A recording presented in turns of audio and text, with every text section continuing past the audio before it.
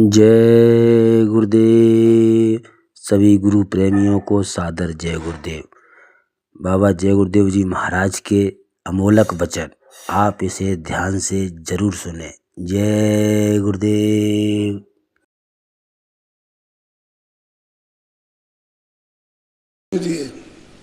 तो उन्होंने कहा कि हमारी ये डोर नाम की पकड़ लो और हमारे पास चले आओ।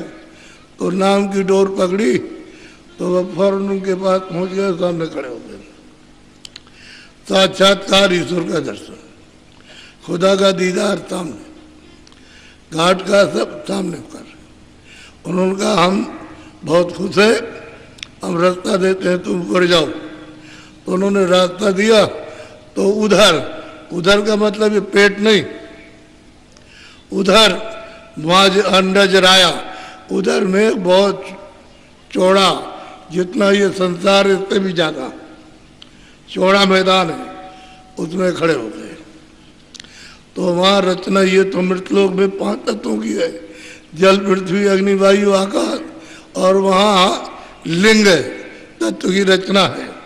10 इंद्रियाँ है, चतुसंताकरण और मन, रजोगुण, तमोगुण, सतोगुण। तो मन और बुद्धि और चित्त, ये 4 तो ये हो गए 10 इंद्रियाँ, 10 4 14, और रजोगुण, तमोगुण, सतोगुण, ये 3 हो गए 17 तत्वों का लिंग शरीर है।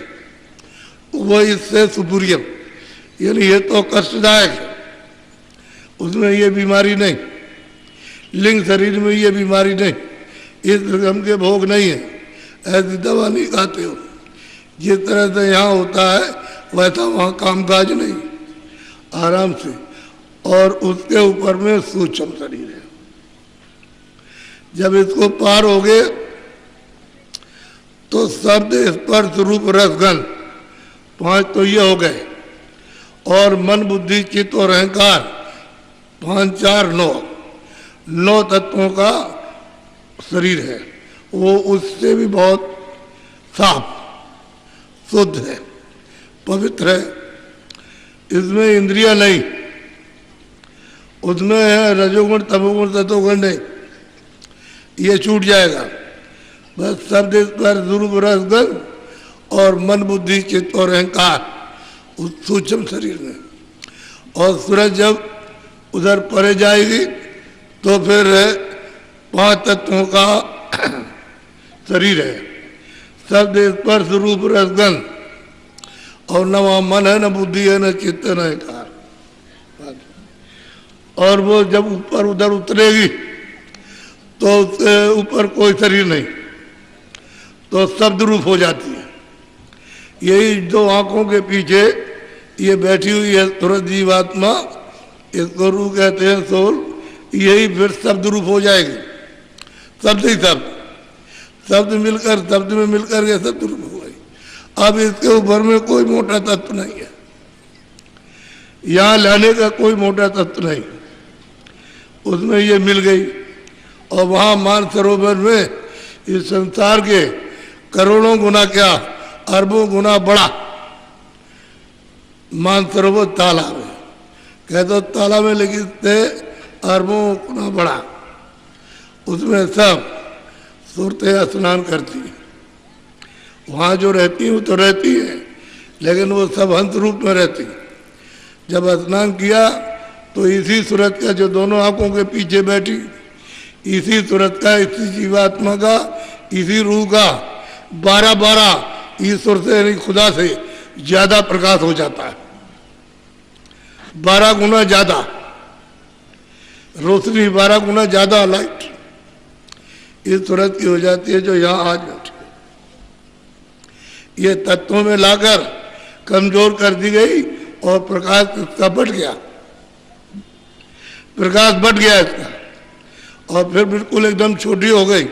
जब दोनों आंखों के पीछे बैठी तो और भी छोटी, क्योंकि इस पर पाप पुण्य की गंदगी लग गई, तो बिल्कुल एकदम से आलोप हो गई गंदगी में। अब ये नहीं पता है कि हम क्या है, कुछ नहीं मालूम। तो इसका पता महापुरुषों ने सब लगाया और महापुरुषों ने देखा, तब उनसे कहा कि भाई तुम तो दरवाजे पे बैठे हो और तुम ये सब कहा क्या करते हो?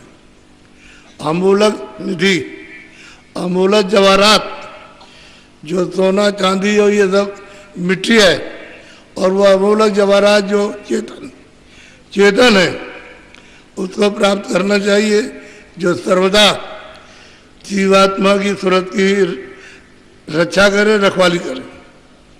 तो अपने को पता ही नहीं, इसमें लगे हुए, काम में, क्रोध में, लोभ में, मोह में, आशा में, तृष्णा में, इसमें काम, लोभ, अहंकार, इसमें फंसे पड़े हो।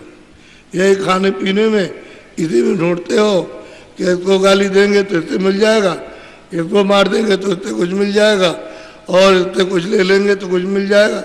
यही सब आनंद की खुराक फिराक। लेकिन यहाँ कुछ भी खुराक लो और कुछ भी मतलब ये उपाय करो, यहाँ है ही नहीं। बहुत आपने आंखों से देखा, लेकिन फिर भी तमन्ना होती है और मिले देखने को। यहाँ तो अच्छा नहीं है, लेकिन और जगह अच्छा होगा। सुनने को आप बहुत गाने बजाने आपने सुने, लेकिन उसमें कुछ है नहीं, तो आपकी इच्छा होती हो। बहुत तरह के आपने यानी व्यंजनों के स्वाद लिए, लेकिन अभी तक यही कामना है कि और जगह कहीं है। हर तरह की आपकी वासना चारों तरफ दौड़ रही है, वहाँ मिल जाएगा वहाँ, लेकिन कहीं भी दौड़ोगे यह लहर है, वो आनंद नहीं है। आनंद जब मिलेगा अपने निजी घाट पर, दोनों आंखों के पीछे आकर यहाँ बैठोगे और यहाँ से शुरू करोगे, तब मिल जाएगा। वो भी आपके साथ कोई जानकार चाहिए, जो जानने वाला, ऊपर जाने आने वाला वो तो ले जाएगा, और जो जानता नहीं वो कुछ नहीं करेगा। तो आपको तो बगैर मांगे और बगैर इच्छा जगे हुए, और आपको तो मतलब घेर घार कर, और ये जबरदस्ती दिया जा रहा कि तुम अपनी चीज ले लो, अपना धन ले लो। यानी आपकी इच्छा नहीं थी, ये नहीं जानते थे कि हम क्या चीज हमको मिलेगी, कुछ नहीं, और तुम कुछ लेने भी नहीं आए थे। ऐसे आए सुन कर के क्या कि हमारे कष्ट दूर हो जाएंगे, तकलीफ दूर हो जाएगी, बाबा जी के पास जाएंगे, कुछ आशीर्वाद, कुछ दुआ मिल जाएगा। दुआ आशीर्वाद तो सब मिल जाए, लेकिन तुम आशीर्वाद लेते कब हो? दुआ कब लेते हो? दुआ अगर तुम्हें मिले तो फेंक देते हो, तो फिर तुम्हारे पास तो कुछ रहता नहीं। जब तुमने फेंक दिया तो फिर क्या रहेगा? जो बताते हैं कि तुम इस तरह से रखो, दुआ को रखो, आशीर्वाद को, तो तुम्हारा लाभ करे, तो बढ़ते बढ़ फेंक दिया। तो रोकथाम करने वाला कोई तुम्हारी है नहीं, ये बताए रोकथाम करे। इसलिए जो चाहते हो वो करते हो। एक मजदूर है, मजदूरी करता, मालिक आया, उसने कहा देखो ये काम है, ये आप दिन में कर देना, अच्छी बात। वो तो चला गया, तो अपना बस चुपचाप अपना बैठा सोया। शाम को जब मालिक आने को हुआ तो पड़ुआ उठाया, खोदने लगा। उसने कहा भाई हम तो तुमको काम दे गए थे, तो तुमने तो कुछ नहीं कहा, हमसे जितना होगा उतना किया। यानी चोरी की, झूठ बोला, धोखा दिया, काम चोरी, और कहता पैसे दे दिए पूरे, पैसे में कोई कमी नहीं, काम कुछ नहीं। तो अब चोरी की भावना, काम चोरी की, लोग सब के सब करने लगे कि ये हम नहीं करेंगे, पैसे पूरे चाहिए। तो बताओ बरकत तुमको कैसे मिलेगी, दुआ कैसे मिलेगी? जब आप काम नहीं करते हो और चाहते हो कि हमको पूरा मिल जाए, तो कैसे मिलेगा? अगर मिल भी जाएगा तो तुम्हारा खत्म हो जाएगा, उससे तुम्हें लाभ नहीं मिलेगा। तो ईमानदारी मेहनत के साथ, तो आपने काम तो छोड़ दिया, अब बरकत नहीं मिल रही है। तो महात्मा किस बेसिस पर, किस आधार पर आपको दे? रखने का तुम्हारा जो बर्तन है वो तो रखने का है ही नहीं। बर्तन तो आपने बहुत ही अति गंदा कर दिया, तो उसको थोड़ा मांजने की जरूरत है। तो जब आप जानते ही नहीं कि कहाँ इसकी मजाई करे, सफाई करे, तो कैसे? तो अतिशय रगड़ करे जो कोई इधर, दरवाजे पे बैठ करके अतिशय रगड़ करे जो कोई, अनल प्रगट चंद्र से हो। जब इधर में जो अंधेरा है, आंख बंद है, कान बंद है, नाक का बंद है, इधर में जो रगड़ करता तो वही रगड़ से फिर कहते ज्वाला, कर्म तो साफ हो जाएंगे, यानी कर्मों की दफाई होगी तो एकदम से झलक आने लगेगी। तो जो महात्माओं ने कहा कि थोड़ा सा बर्तन अंताकरण है उसको तो जरा साफ हो जाने दो, तो कुछ नहीं, इनको कुछ पता ही नहीं अंताकरण का, तो ये सब लेते हैं यहाँ है। अब इनको अभी तो बताया कि भाई अंताकरण तो इधर है, ये हृदय तो दिल तो और तो इधर है, ये इधर कहाँ से आया? कर्म सब इधर जमा होते हैं, जहाँ पानी कभी जाए नहीं, तुम दिन भर डूबे रहो नदी में या कुएं में डूबे रहो तो पानी वहाँ नहीं जाएगा, ना वहाँ कोई जहर जाएगा, ना वहाँ कोई तलवार जाती, अग्नि भी नहीं जाएगी, अग्नि तो नीचे तुम्हारे हित को जला देगी, वहाँ नहीं जा सकती अग्नि, छू करके भी नहीं जाएगा। ऐसी जगह उसने तुम्हारे पाप और पुण्यों को रखा, और तुम किसी महात्मा से नहीं पूछते हो कि हम ये पाप और पुण्य हम किस तरह से इसको जलाएंगे, वो जुक्ति दे तो उसको करो जल्दी में, तो जल्दी हो जाए काम, तो आपको समझ में नहीं आता है। इसलिए तुम बड़े भाग्यशाली हो, तुमको अचानक ये चीज नर नारियों को पकड़ा दी गई कि अब जरा सा थोड़ी सी तुम मेहनत करो, ये रगड़ करना रगड़, थोड़ी सी तुम करो थोड़ी हम करें तो जल्दी ही कृपा हो जाए। अब तुम अगर सचेत हुए और विवेक हुआ तब तो लग गए, तब तो काम हुआ, और इधर से लिया उधर धर दिया, ताखे में जाकर के वहाँ धर दिया, भूल गए। जब कभी मिले तो पूछा भाई तुमने कुछ याद किया, कुछ किया? कह रहे हम तो सब भूल गए, हमने तो कुछ ना भजन किया ना हमने ध्यान किया, हमको तो समय खो दिया तुमने। इसलिए तुम अपने आप धोखा खाते हो और इसमें फंसते हो, तो ये उबारेगा, ये कर्म जो है पाप पुण्य उबार के ले जाएगा, ये तो तुम्हारे अंदर बेड़ियां बांधेगा, एक सोने की और एक लोहे की, और ऐसा बांधेगा यहाँ, हथकड़ी डालेगा पैर, समझ गए, और छोड़ नहीं सकता। तो जो पुण्य करेगा उसको तो सोने की बेड़ी, और जो पाप कर्म करेगा लोहे की, बस देगा और डाल देगा यहाँ 84 में, ले जाएगा नरकों में, और फिर तुम्हारी अच्छी तरह से पिटाई करेगा। बताओ किससे प्रार्थना करोगे? कौन है बचाने वाला? कोई तुम्हारी इस आवाज को कोई सुनेगा? वो जानता ही नहीं कहाँ गए, और उसके ऊपर में ये दूरी दशा हो रही है। इसलिए महात्मा जो आप आते हैं वो इसी धन को जीवात्मा को जगाने के लिए आते। नाम के साथ अभी आप नाम जानते ही नहीं हो, नाम जो बोलता हो, नाम आवाज देता है, कहता है भाई हम तो तुमको बुला रहे, तुम हमारी आवाज को सुनते ही नहीं हो, और जब सुनने लगो तो आवाज सुनाई देने लगे, और फिर सब तुम्हारी कानों के साथ, आंखों के साथ में प्रकट हो जाए, और तब कहोगे हमको ऐसी अद्भुत वाणी जो हमने कभी कल्पना भी नहीं की कि ये हमको सुनने को मिलेगा, और वो मिलने लगी। तब उसको मतलब ये है आनंद बरसता है, और फिर दुनिया एक तरफ खड़ी हो जाए और वो एक तरफ रहे, उसको हिला नहीं सकता कोई भी, उसको बहका नहीं सकता, कुछ भी कहो आप बहका नहीं सकते। जब सच्ची थी, सच्चा रास्ता, सच्ची चीज मिली, जीवात्मा के साथ जुड़ गई और आनंद ले रही, तो इसको कौन मोड़ेगा? कोई नहीं। एक देवी घर में भजन करके उसका पति कहीं गया और रह गया, अब वो भजन करने लगी, और उसको जब होने लगा तो कहेगी तुम क्या करती हो ढोंग?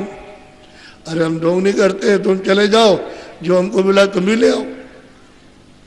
हमको तुम अपनी बुद्धि से समझते हो ढोंग है, तो हम ढोंगी है तो हम छोड़ नहीं सकते। तुम अभी चले जाओ, हमको कोई गम नहीं। अगर तुमको कुछ लेना है तो वहाँ चले जाओ और वहाँ जाके ले आओ जो हमको मिला, वो आपको मिल जाएगा। वहाँ कोई इनकार थोड़ी है। अगर हमारे लिए दरवाज़ा खुला तो तुम्हारे लिए भी खुला रहेगा। तब चुप हो गया, चुप हो गया, फिर नहीं बोला। तो कोई सत्संगी आया, उसने कहा अरे ऐसे बोलना बालना नहीं तेरा बड़ा भारी नुकसान हो जाएगा। इसको परमार्थ की दौलत मिल रही है, ये तेरी बात क्या सुनेगी, ये कुछ नहीं सुनेगी। इसके ऊपर नशा चढ़ गया। तो कहने का मतलब यह है, दुनिया एक तरफ और वो एक तरफ, वो हिला डुला सकता। जब वो देख रहा, सत्य सत्य को देख रहा, उजाले में खड़े होकर के, तो उसको कोई धोखा दे सकता है? आप तो अंधेरे में हो, कल्पना में हो, इसमें ये होगा है और कुछ नहीं, इसी में बंधे हुए। और वो देख रहा बेचारा, जिसकी आँख खुल गई, कान खुल गए, उसको किसको मोड़े? अरे तुम ही 15-20 दिन लग करके कर लो भी तुम्हारी आँख और कान खुल जाए, कौन मोड़ेगा? इसलिए महात्मा जो देते हैं तुम्हारे भले के लिए देते हैं। हम तो सब स्थानों पर, जितने भी लोग वहाँ स्थानीय, इन काफले वालों से कहा कि तुम मैदान में नहीं बैठोगे, तुम अपनी गाड़ियों के पास दूर रहोगे, वहाँ बैठ के सुनो गाड़ियों के पास, मैदान में स्थानीय जनता को आने दीजिए। इन सब लोगों ने पूरा पूरा पालन किया, स्थानीय जनता को पूरा मौका दिया, और इतनी जनता आई सब स्थानों पर, इतनी आई कि सब लोग ये कहते हैं कि आज तक ये सारी जिंदगी हो गई, हमारे सामने कभी ऐसा नहीं मिला, और ये मतलब आगे भी नहीं मिल रहा। जहाँ देखिए वही, जहाँ देखिए वही सभी, यहाँ भी यही कह रहे हैं। यानी यहाँ भी आज 34 दिन है, 34 दिन है, हमने किसी दिन छोड़ा नहीं। पूरा मतलब ये है कि आगरा से शुरू किया, फतेहाबाद, और फिर मुरैना, ग्वालियर और भिंड, दतिया, चले गए टीकमगढ़, छतरपुर, दमोह, पन्ना, कटनी, आपके मतलब मैयर, सतना, रीमा, शहडोल, सीधी, ये सब जितना भी किया 2-3 शहर छोड़कर बाकी सब देहातों में। और कहाँ से जनता आई वो किसी को पता नहीं, कैसे भाग के आई। यानी ये किसी को नहीं मालूम कि सड़कों पर कतार लगी है, वहाँ हाथ जोड़े बच्चे छोटे छोटे और पुरुष स्त्रियां ऐसे खड़े। ये है इस काफले के दृश्य को दर्शन देने के लिए ये सबका। और स्थान पर 40 किलोमीटर इधर, 40 इधर, 40 इधर, 40 इधर। कहाँ से आ रहे हो? कह रहे मैं 25 किलोमीटर से पहाड़ों से आ रहा हूँ। ये सब पहाड़ों से आ रहे, कोई इधर से आ रहा, कोई इधर से, और एकदम से समय से 4 बजे के पहले एकदम भर गया, जैसे ही भर गया। इसी तरह से कहीं भी कोई चीज खाली नहीं। और ये हमारे जो 7 काफले वाले, ये इनको ये नहीं था कि बाबा जी ने कहा कि अब कि हम तुमको दिखाएंगे, ये नहीं था। अब ये चक्कर में तो इनका तन, इनका मन, इनका धन अब की बार सब सफल हो गया। और खुशी इनको हुई कि मैं दौड़ा कर रहा हूँ, मैं मतलब साथ साथ, और यहाँ जमीन में लेटता हूँ, और मतलब ये है कि कहीं पानी नहीं है तो कहीं पेड़ नहीं है, इस तरह से। और ये एकदम लगे रहे, छोड़ा किसी ने, ये बराबर 34 दिन यानी मतलब कल तक चलते रहे। आज गए नहीं तो सुबह 5 बजे निकल जाते, सब चले जाते। 3 बजे घंटी बजती है, सब नहा धो करके सब तैयार होकर के बस। तो ये तो मैंने आपको सूक्ष्म और जो बातें वहाँ की वो तो मतलब ये है कि आप क्या कहेंगे, इनकी बात तो सुनिए। ये जो है, ये जो आए हुए, आप हमसे क्या पूछते हो? ये सामने जो बैठे हैं ये इनसे पूछिए। तो असली है चीज कि अब की बार लोगों को मिला, बहुत लोगों का लाभ हुआ, फायदा हुआ। एक आदमी आया बंदूक लेकर के कि हम डकैत हैं। तो हमने कहा भाई तुम कोई भी हो, हमसे तो कोई मतलब नहीं, लेकिन आज सत्संग सुन लो। कह लगे मैं इसीलिए आया हूँ और मैं बंदूक लेकर के जाता हूँ, खाली मैं कहूँगा कुछ नहीं, ऐसे घुमा दूंगा तो यहाँ सब आ जाएंगे। हमने कहा नहीं, उनके आने की जरूरत नहीं है, आप आना, आप यही बैठे रहो। और आपने कहा कुछ नहीं है, यहीं बैठे रहो और फिर उनको देखना यहाँ। ऐसा नहीं मत करो कि हम चले जाएंगे तो हमारी वजह से आए, नहीं, आप मत जाओ। कह लगा अच्छी बात। तो वहाँ रहा और एकदम से जब भीड़ आई तो हमने पूछा उनसे, हमने तुम्हारी वजह से आए, तुम गए थे बुलाने? कह लगे हमने गए। तो फिर कैसे आए? तुम ईश्वर के मतलब काम में दखलंदाजी कैसे कर सकते हो यार? तो कह लगे ये बंदूक रखी, अब आज से काम कभी ठीक करो। जब सत्संग सुन लिया और उसको नामदान दिया और बताया उसको, तो कह लगे ये बंदूक धरी, अब नहीं करना, नहीं तो ऐसे बंदूक दिखाया ऐसे करके। तो बताइए आप, लोग जो है अपने दुष्कर्म को जब समझ आती है और दया होती है, सहयोग मिल जाता है, छोड़ देते। बहुत छोड़ा, एक दो करोड़ों आदमी। मैंने जो कर्नाटक में जो दौड़ा किया वो इसी तरह से भी। कर्नाटक में काफिला गया तो 2 ही जिले छूटे हैं, वो भी एक चलते में एक गांव तो पड़ गया था, लेकिन बाकी सब जिले किए पूरे। 2 जिले छूटे, उसमें एक कोने पर एक गांव पड़ गया। तो मैं 2 जिलों को मानता हूँ। ऐसा सघन दौड़ा किया कि वहाँ बचा कोई नहीं है, जितने लोग सब सुनने आए। तो ये जो किया है सब जगह पर, तो आपको तो मालूम नहीं, आपको पता नहीं। तो इसलिए ये जीवात्मा इधर बैठी है, ये उसका निज घाट है और वो सुगम है, बहुत सहज है, बहुत आसान है, सरल है। और कलयुग में नाम को जल्दी से यानी जगाओ और उसको सुनने लगो, उसको पकड़ो, तो गाय गाय नर उतरे पारा। जब उसको पकड़ोगे, नाम को, आवाज को पकड़ोगे, शब्द को पकड़ोगे, साउंड को पकड़ोगे, वो बाजा बज रहे उसको पकड़ोगे, घंटे और घड़ियाल तुम्हारे मनुष्य रूपी मंदिर में ये घमासान बज रहा। जब वो सुनने लगोगे तो ये सब भूल जाओगे, ये सब भूल जाओगे, घमासान बज रहा। ये मंदिर है, ए बच्चे बच्चियों, मनुष्य शरीर मंदिर है, ये पुरुषों का, देवियों का मंदिर है।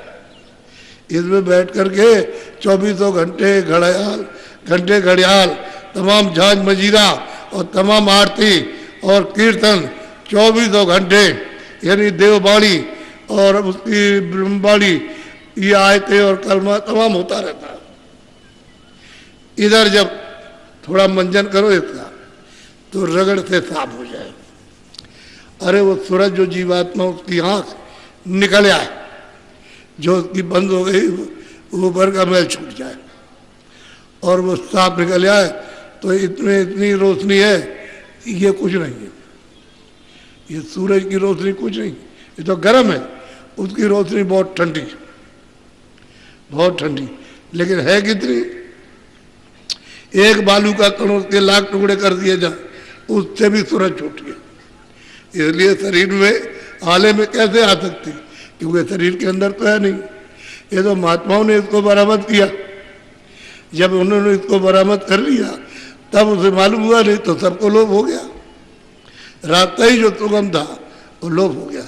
इसलिए कलयुग केवल नाम को पकड़ो, चलो घर, आवाज है। ये नहीं कि मुँह से कहते हैं कि हम कोई नाम कहो, कुछ कहो, कीर्तन करें, तो इससे नहीं, अंदर में जीवात्मा से उसको सुनो, पकड़ो, चढ़ो और चलो घर पहुंचो। उससे इससे नहीं। ये तो ऐसे बहुत गाने गाते रहते हैं, इससे काम नहीं होगा। अंदर तुम्हारे पास हो रहा दरवाजे पर, तो अब नहीं किसी को मालूम तो कोई क्या करेगा। अब तो हम बता करके आए, 2 लोग यहाँ अभी आए, कर्नाटक से भी आए, महाराष्ट्र से भी आए कि चलो सत्संग सुने आएंगे।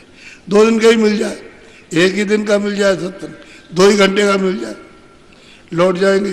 तो इतनी दूर से आए और 1 दिन रहे और वापस चले गए, तो अपना सौभाग्य समझते कि हमको दर्शन हो गया और हमको सत्संग मिल गया। और उनको मिल रहा, जब वो प्राप्त कर रहे तब तो दौड़ेंगे ही। इसलिए आप बड़े सौभाग्यशाली, बहुत उत्तम भाग आपका जा गया कि सत्संग भी आपको, अभी तो हमने कुछ नहीं सुनाया, आपको सिर्फ संकेत दिए। सत्संग सुनाने में थोड़ा सा सुनने वाला जो होगा थोड़ा ठहर के सुनेगा, क्योंकि अगर सत्संग सुनाए तो हजम नहीं होगा। क्योंकि जब कोई चीज़, बच्चा जो बैठा है, एक बच्चा 8वें 10वें में पढ़ रहा, उसको अगर BA की किताब बताइए तो उसको क्या समझ में आएगा। यह अध्यात्मवाद है, ये मतलब ये अंदर का राज है, रहस्य है। इसको अगर सुनाने लगे और आपने कभी सुना नहीं तो आपको क्या मालूम, ऐसे बैठे रहे कुछ नहीं। तो उतनी बात कही गई जितनी आप उसको हजम करें और उसको पकड़ लें, उतना आपके सामने कहा, ज़्यादा नहीं कुछ कहा। ये किसी के पास नहीं। तभी तो मैं कहता हूँ कि भाई घर बार छोड़ना नहीं, ये घर ही में पार हो, घर ही में कर लो, घर ही में घाट ढूंढ लो, घाट में बैठ जाओ, सूरत का मंजन करो, आँख खोल लो, कान खोल लो, घर ही में नाम पकड़ लो और घर ही से रह करके पार हो जाओ, निकल जाओ अपने देश में।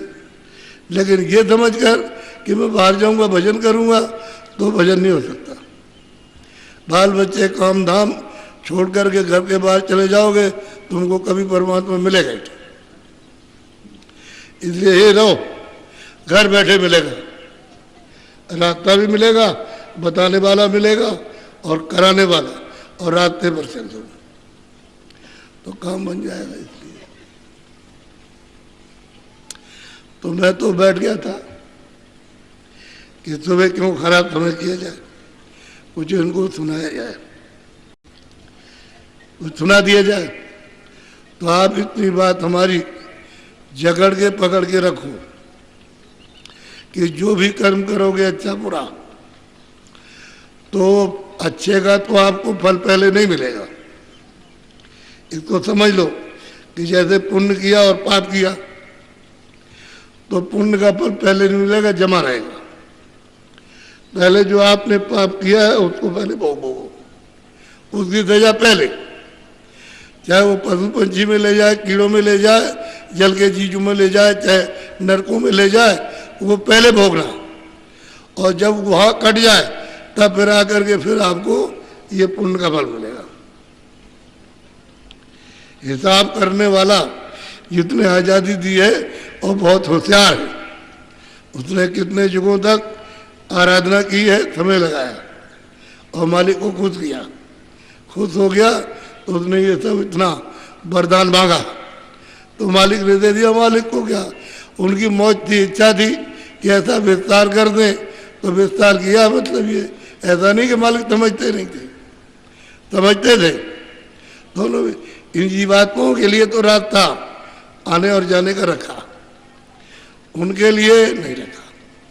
जो पहले 16 को भेजा उनके लिए नहीं, वो नहीं जा सकते। जब महाप्रलय आती है, महाप्रलय आई, तो उसमें क्या होता है कि जितने भी साधक वो तो पहले चल देंगे, निकल जाएंगे। फिर इसके बाद में जो पुण्य आत्माएं होती है, शुभ कर्म करती है, कोई कोई उनमें से वो चली जाएगी, पुण्य आत्माएं निकल जाएगी। फिर यहाँ पृथ्वी में आपको अनाज नहीं मिलेगा, पेड़ों पर पत्ते नहीं मिलेंगे, कि अनाज न मिले तो पत्ते खा के जिंदा रह जाएंगे, तो पत्ते खत्म। जानवरों के लिए कोई चारा नहीं मिलेगा तो तड़प तड़प करके बड़ा दुखद दृश्य होता है, रुदन वाला। ऐसे तड़प तड़प करके मौका पा जाएगी तो स्त्री अपने बच्चे को काट के खा जाएगी।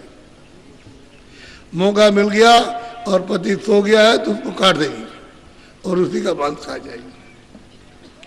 ये आदमी पा जाएगा तो स्त्री को काट देगा।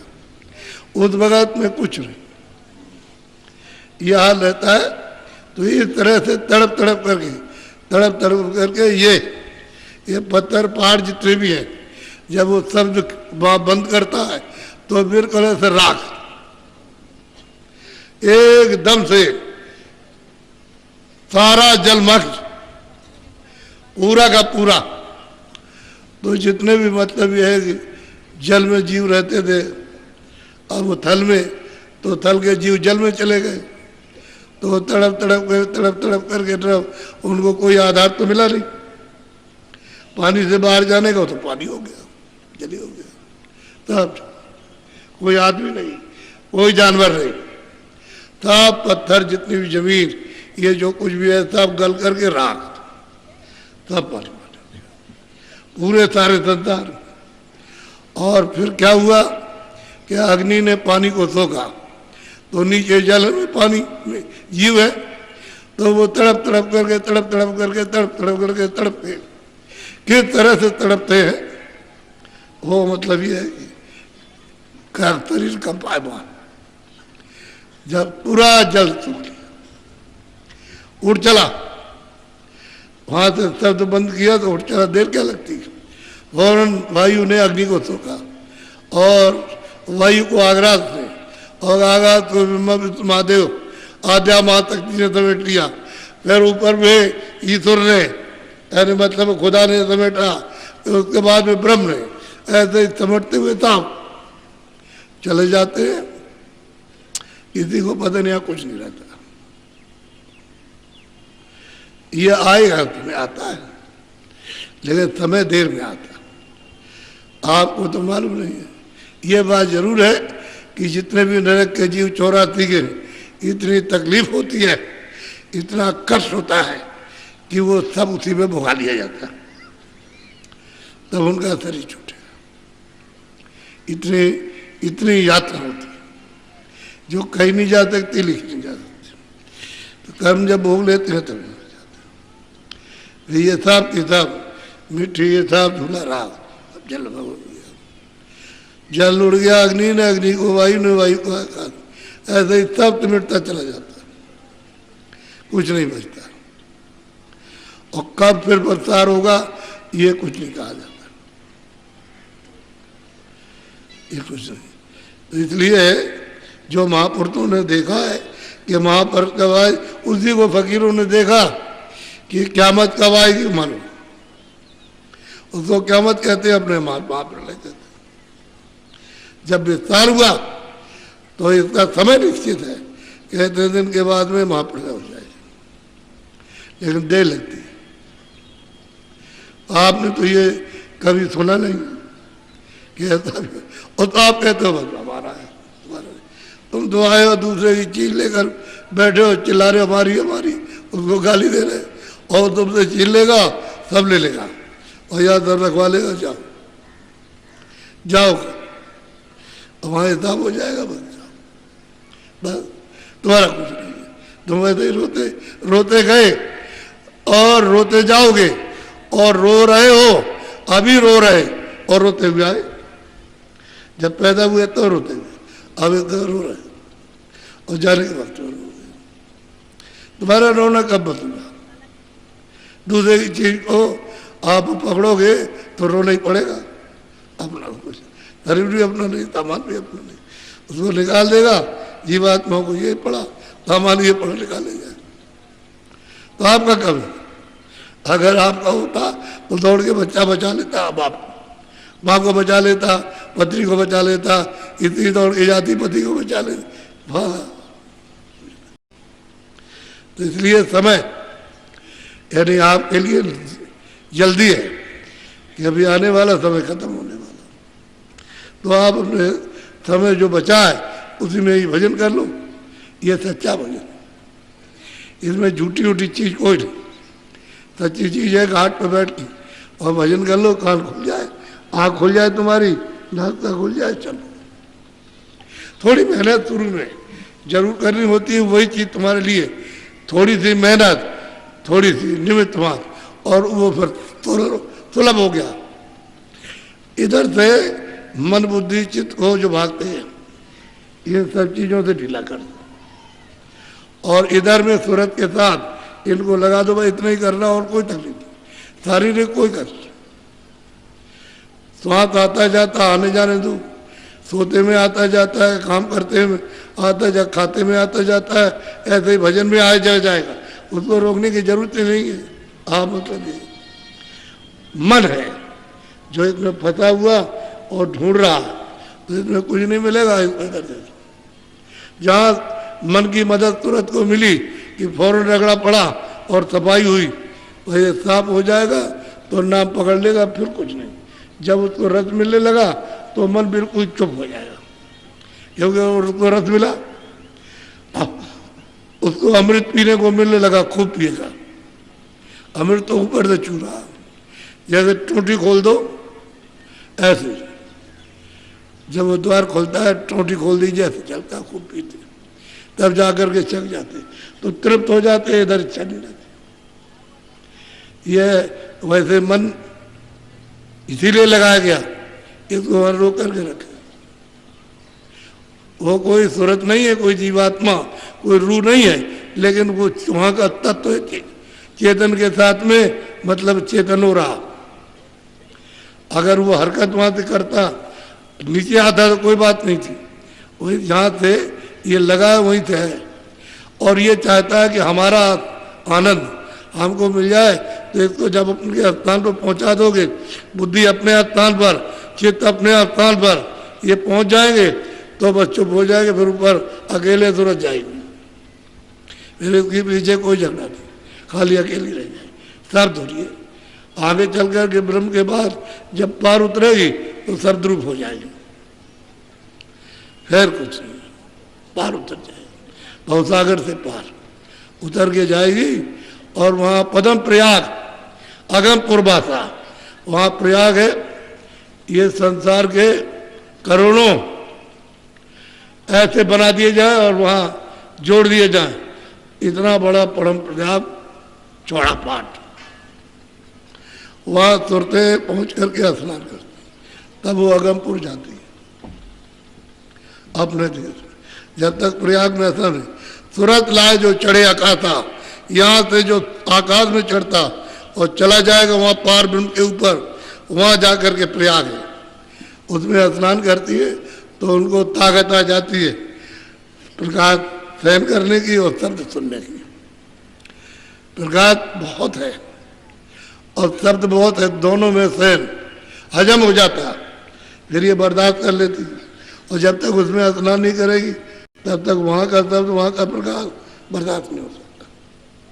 तो गोस्वामी जी महाराज ने कहा, सूरत लाए जो चढ़े गाथा, यहाँ से जो सूरत को नाम के साथ चढ़ाएगा ऊपर को, वो जाएगा आगमपुर में, वहाँ वो बाता करेगा, वहाँ प्रयाग में नहाएगा, तब जाएगा, तब वो अपने देश जाएगा, अपने घर सचखंड जाएगा।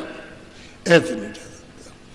कहा तो उन्होंने ब्रह्मांड की सब बात, लेकिन वो कुछ ऐसा है कि पिंड ब्रह्मांडे सो अंडे सो पिंडे, जो ऊपर है उसकी छाया है। तो उन्होंने ऊपर का तो नाम लिया, लेकिन यहाँ छाया का भी नाम आ गया। तुम समझते हैं, यहाँ नहीं। उन्होंने रामायण में कुछ भी नीचे का नहीं लिखा, सब ऊपर का लिखा उन्होंने। न रावण लिखा, न राम लिखा, न वो कैकेयी है, न भरत है, न वो शत्रुघ्न है, ये कुछ नहीं, उन्होंने ऊपर का लिखा। आप समझ गए, नीचे का उलझ गए। इसलिए रामायण समझ में किसी की आ नहीं सकता। जिसकी आंख है वही वो तो कह सकता है, दूसरा कोई नहीं, अंधा आदमी कभी नहीं कह सकता। बोलो जय गुरुदेव। अब आपको धूप लगने लगी। हमको तो डॉक्टर ने बिल्कुल मना किया कि आप 5 मिनट भी धूप में नहीं बैठ सकते, क्योंकि इसमें जहर फैल गया था, तो बड़ी मुश्किल से निकला और आपने फैला दिया। हमारा शरीर बिल्कुल ठीक था, अगर ये पैर नोचते नहीं तो मुझे कोई तकलीफ नहीं थी। इसमें आपने खून निकाल करके कभी इधर नाखून मारे, तो उससे ये हो गया, तो डॉक्टर ने कहा तुम नहीं बैठ सकते। अब क्या करें? तो आपको मतलब ये है कि जब दौड़ा किया तो ये कुछ सुना ना, तो बहुत बचत की है, लेकिन कहीं कहीं जैसे है भी हो गया है। मैं वैसे ठीक हो जाऊंगा तो आपकी सेवा करूंगा। मैं कौन हूं? पक्का आपका सेवक, महात्मा नहीं, गुरु नहीं, पहले समझ लो, मैं आपका पक्का सेवक। क्या करता हूं कि मन को, बुद्धि को, चित्त को और ये जीवात्मा बैठी है अंतःकरण, इसकी रगड़ाई करता हूं, सफाई। तो कुछ आप सामने बैठो तो कुछ तुम भी करो, उसमें कुछ हम भी रगड़ा मारे, तो जल्दी ये शुद्ध साफ हो जाए। तो मन निर्मल, बुद्धि निर्मल, चित्त निर्मल, सूरज निर्मल, सो जन मोह पावे। वो मनुष्य, वो इंसान मुझे पा सकता है, और जो छल छिद्रों से, कपट से, फरेब से, गुनाहों से भरा हुआ मुझे कभी नहीं मिलेगा। तो मैं तो सेवक हूँ, मैंने कहा ही मैं हमेशा कहता रहता हूँ, भाई जो मन, बुद्धि, चित्त, अंतःकरण, जीवात्मा की जो धुलाई करे तो सेवक ही है। वो महात्मा कब है? आप अपने भाव से जो चाहो तो कहो, हमारा भाव ये। गुरु महाराज कहते थे कभी महात्मा मत बनना, बताते थे जब ये चीज बांटो तो सेवक बनना, सेवक सदा रहना, महात्मा मत बनना। जहाँ तुमने कहा गुरु हम, तो तुमको नरकों में जाना पड़ेगा। तो बताओ, जब हम ये कहे तो हमको जाना, तो फिर मतलब हमको फायदा क्या? सेवक। इसलिए आप शाम के वक्त में 4 बजे तक तो धूप चढ़ रही है, उस वक्त में नीचे जाएगी, तो 4 बजे सत्संग होगा और उसी समय पर समापन का कार्यक्रम हो जाएगा। समापन का यहाँ हो जाएगा, क्योंकि यही के लोगों ने कहा कि हमको समय दे दीजिए, तो मैं तो कहीं नहीं रुक सकता। मुझे क्या है, तुम्हें पास तो तब है, मतलब यहाँ कहाँ लगाओ, यही चलो, यहीं पर ट्रैक्टर खड़े करो और भंडारे लगा दो, वहीं कर दूंगा। हमको क्या परेशान, उसे सब साथ साथ चल रहा, समझ गए? तो 50 भंडारे चल रहे उससे ज्यादा। और आपको ये सोचना चाहिए, तो हमारे लेकिन यही के लोग कहा सच्ची बात। तो ये है कि अब उधर में सहबाई की तरफ जगह नहीं मिली, इतनी की बैठने की जगह हो तो देखते आप, ये कितना अभी शाम को देखिएगा आप, तो ये जगह नहीं मिली। इसकी वजह से ये कुछ हिस्सा मैनपुरी और कुछ हिस्सा से लगेगा, इधर मैनपुरी लग जाएगा करेल, इधर में मतलब ये अगटावा लग जाएगा। अब ये कार्यक्रम होना चाहिए, ये वो क्या चीज, अब सबको लाभ हो, ये थोड़ी के मतलब ये करेल के छूट जाए या मैनपुरी छूट जाए, ये टाप है। अरे हमारे लिए आदमी होना चाहिए, हमको इससे क्या मतलब, जमीन है उसमें बैठ करके तुमको ये चीज अमूलक मिली तो वो देना चाहते हैं, ये ठीक है। जमीन ऐसी चीज में पवित्र होती है, ये बात सही है। जहाँ महापुरुष पग रखते हैं जमीन पवित्र हो जाती है, जहाँ रहते हैं अति पवित्र, ये बात तो सही है। लेकिन यह है कि लोग उस भूमि का लाभ उठाएं तो बहुत कुछ, नानक जी आए, उनके बाद में 10 यानी पूरे महात्मा 10वें बाद में पूरे। कबीर जी आए, उनके बाद में कई पूरे हो गए। तुलसीदास जी आए, मीराबाई आई, उसके बाद कई एक पूरे हुए। वो तो थे ही पूरे। तो बहुत महात्मा आए, बहुत जीव गए। जो वहां पहुंच गया वही महापुरुष हो गया। जो वहां नहीं पहुंचेगा वो महापुरुष नहीं है, पहुंच जाएगा वही। तो बहुत जीव यहां तक गए। तो जब कलयुग में गए था तो वर्षों के अंदर, तो क्या आप नहीं जा सकते? तैयार हो जाओ। मचलते क्यों हो कि हमारा ये चला जाएगा, हमारा ये चला, हमारा वो तो सब जाएगा। हम अगर ना भी सुनाए तो वो अचानक में आकर के सब ले लेगा, तब तुमको दुगना दुख होगा। अभी तो तुमको समझाएंगे तो तुमको बहुत कम होगा, और उधर से बात ना हटाओगे, भाई बात तो हमारा तो नहीं है, और शरीर भी हमारा नहीं, सामान भी हमारा नहीं, ये भी हमारा नहीं, तो कम हो जाएगा। उससे तकलीफ आपको कम होगी। और अचानक में कहा चलो निकलो, तो एकदम बात ना लड़ेगी तो बड़ी मार पड़ेगी। तो ये बात तो है। इसलिए धीरे धीरे धीरे धीरे तुम्हारा सिमटाओ, मन का, चित्त का, बुद्धि का धीरे धीरे सिमटाओ इधर, और इधर लगा करके ऊपर ले जाना। क्योंकि ऊपर इसका स्थान है। बुद्धि का अलग भंडार, चित्त का अलग है, मन का अलग भंडार है, का अलग। ये सब अपने अपने भंडार में जब वहां मिल जाएंगे तो सूरज अकेले हो जाएंगे ऊपर जाने की। उसके साथ में कोई नहीं रहेगा, बस उसके साथ शब्द, स्पर्श, रूप, रसगंध। और वो भी जब त्रिकुटी में ब्रह्म का साक्षात्कार हुआ तो बस जो ऊपर बैठे हुए गुरु महाराज, तो जो वहां से पार उतरे वो सागर पार हो गए, इधर लौट के नहीं आना, निकल गए। आपको ये भेद नहीं मालूम। तो बहुत अच्छा हुआ कि आप सब लोगों ने अपना बहुमूल्य समय आपने दिया। पूरी बात को सुन लेना जरूरी है। जब पूरी बात सुन लोगे, और हम तो किसी के बारे में, पहले भी हम जब चिंतन करते थे तो सिर्फ भविष्यवाणी सुनाते थे, उसमें किसी की कोई बुराई नहीं थी, किसी की कोई, लेकिन लोग समझते जब भविष्यवाणी कर दें तो लोग समझे कि हमारी बुराई कर रहे हैं। अब हमने सब खत्म कर दिया, कोई कुछ नहीं। अब तो ये बताना है कि तुम लाख, तुम करोड़ और तुम अरब इकट्ठा करो, जो कुछ भी ये सब तुमने समय लगाया, ये सब बेकार, उस सामान का कोई उपयोग नहीं तुम्हारे लिए, और तुमको ले जाएगा खाली, उसका कोई लाभ नहीं। जो तुम्हारे काम नहीं आया वो बेकार है, उसको आपने इकट्ठा कर लिया। वो धन मन का धन है, मन का सामान, और वो निकालेगा जब इतने तो वस्त्र। अब ये कहना कि तुम्हारे पास बचेगा कुछ, कोई चीज साथ नहीं जाएगी। एक सुई की नोक, एक बालू का कण भी तुम यहां से नहीं ले जा सकते हो।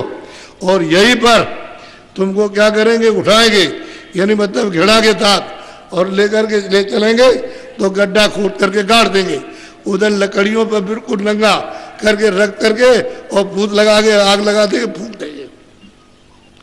ये तुमको सोचना चाहिए कि साथ कोई चीज नहीं गई, न जमीन, न मकान, न सामान, न रुपया, न पैसा, न ये, न दोस्त, न पुत्र, न बच्चे, न कच्चे, न स्त्री, कोई। अकेला आया, अकेला। अब ये बताना, तुम चाहे इतना जोड़ लो, मार डालो इन सबको, इन सबको खत्म कर दो, ये इटावा खत्म करो, मैनपुरी सबको मार दीजिए आप, और सब ले लीजिए, तुम्हारे साथ कुछ नहीं। अभी वो तुम्हें आ रहा, देर क्या लगती है, आया। बस मतलब ये है, फिर राजा की तरह से जैसे उसकी दुर्गत हुई, उसने कहा था उनके आत्माओं को तुम आराम से रखना, वो बात तो नहीं। इसी तरह से सब शीना झपटी कर रहे हैं। अब मुझको ये बोध कराना, अब आपको ये बताना है कुछ नहीं रहेगा तुम्हारा कुछ है। पहले भविष्यवाणी तो खत्म कर दी, तो एक भी नहीं सुना सकते, उसकी हवा भी नहीं लगेगी। अब ये बताएंगे जीवात्माओं के जगाने का, तो चीज असली है कि धीरे धीरे धीरे धीरे मजबूत आप हो रहे, मजबूत हो जाओ। हम ये चाहते हैं कि ईमानदारी मेहनत के साथ सब लोग सब जगह काम करें, जिससे उसकी दुआ मिले, आशीर्वाद मिले और बरकत मिल जाए। तो आपका जो बाहर से कष्ट है उसका निवारण हो जाए। क्योंकि लड़का बीमार, लड़की बीमार, तो बीमार, स्त्री बीमार तो पिता बीमार तो भाई बीमार, अब बड़ी परेशानी, क्या करें। अब उधर अब पैसा देखते, उधर पैसा नहीं है वो भी, तो हम क्या करें, परेशान। इसलिए हम चाहते हैं कि इनको बरकत मिल जाए। तो ईमानदारी मेहनत से सब जगह सुख मिलेगा। जब बरकत मिलेगी तो सब तरह का सुख आराम मिलेगा। और महात्मा मिल गए तो रास्ता मिल जाएगा। तो जब भजन करोगे तो आनंद मिलेगा, तब भवसागर से पार हो। बगैर महात्मा और बगैर रास्ता पाए कोई नहीं जा सकता। इसको आप समझ लीजिए। बोलो जय गुरुदेव। शाम को जो लोग नए आएंगे नामदान हो जाएगा, शाम को दे देंगे, सुबह नहीं शाम को दे देंगे आपको नामदान। बहुत से लोग आएंगे कि भाई हम जाएंगे तो नामदान ले आएंगे। लोग जो है आ रहे, असल में आज ही समापन था, तो कल तो था नहीं, कल तो पहुंचना था। कब पहुंचेंगे, रास्ते में लोग बड़ी मुश्किल से, रास्ते में कतारें लगी है, रोक दीजिए सामने, बिल्कुल लेट जाते हैं सड़क पर, गाड़ी जाने नहीं देते, बहुत हाथ जोड़ते हैं, बड़ी मुश्किल से। ये हालत इतनी होगी, हर थाली में इतनियाँ साफ आरती लिए हुए, उसमें सामान आमान फूल क्या रखे हुए आरती कर रहे हैं, और आगे रोकती है, बड़ी दिक्कत। तुम चलो तो हम तुमको दिखाएं, हमारे साथ चलो, हम रास्ते में दिखाए, तुम्हारी गाड़ी आगे रखेंगे और दिखाएंगे, देखिए क्या